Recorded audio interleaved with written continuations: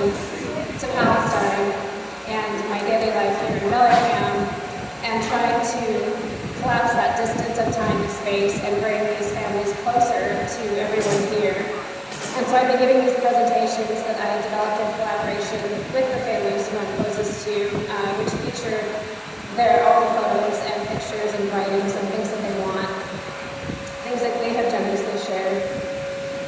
And so I'm trying to raise awareness and material support for them. Right now, the material support that we have been sending from Bellingham is what's helping them. So I'm here on behalf of these families, but I'm also here for the families that I don't know, the ones I have yet to meet, the ones I may never know, who also need and deserve our support and our fight to keep them alive and to do more to end the genocide. And I'm also here for Palestinians who have been asking us every day to share their words, to speak about them, and to make sure people understand what is happening and what is being done, and to push back against the bias and the anti-Palestinian racism that is so pervasive in Western American media and culture, and to challenge the racist lies with the truth, and to not let our fears and insecurities stop us from doing what's right, to do all we can to shift the attention of the world to where it should be, on our actions that will keep people alive, and on actions that will end the genocide. And I think there's a reason that people who hoard power, who choose to oppress and repress, often crack down the hardest on musicians, on artists, on writers, and journalists, because they fear the power that comes from speaking the truth. And so it's fitting to be at a music show. And I'm asking that we make our connections right now to the 2 million people who are being besieged not by just bombs and weapons and massacres and violence that the U.S. is enabling and funding and encouraging, but also the violence of forced starvation, as Gaza is now in the critical phase of famine referred to as phase 5, where the physical bodies and mental health of those who somehow survive will have irreversible damage that will impact them for the rest of their lives. Every single family I talk to every day is literally starving right now, and they're not just starving, they're being starved by this country, and they are in urgent need of more support from us. Their situation is critical. This famine is human-made, and it's being deliberately inflicted. There are people collapsing on the street. They're dying every day. There are starving parents who have been giving their children boiled water with salt instead of food, and they're running out of water now. The GHF American distribution sites are death traps where starving people searching for food for their families are being murdered by Americans and Israelis every day.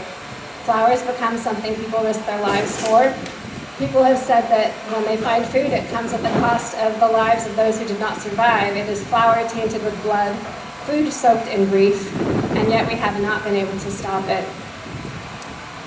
And I hear people say that they feel powerless, that they don't know what to do, and they don't know where to start. And I just keep saying we should be doing everything. We need to be doing everything. We're not the ones trapped and starving. We're the ones living in the country responsible for this. There's so much more we can do.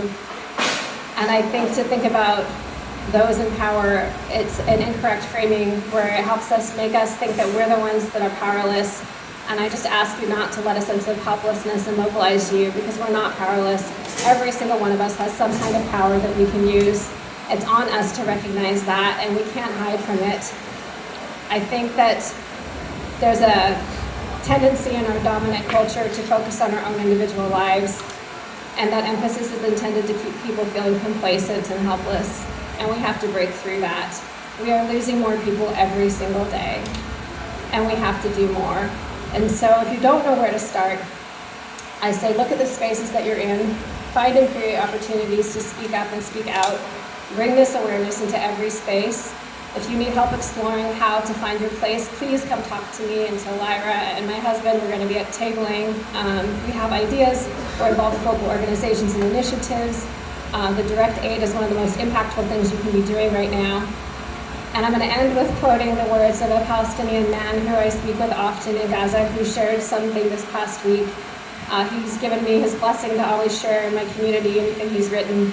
His name is Muhammad Osama Al-Karman, and he said, "Let Palestine be present everywhere and in the heart of every person, and remembered on the tongue of every lover of us.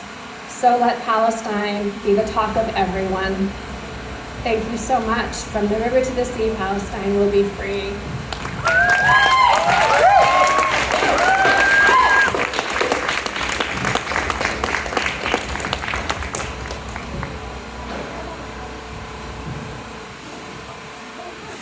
Thanks, y'all.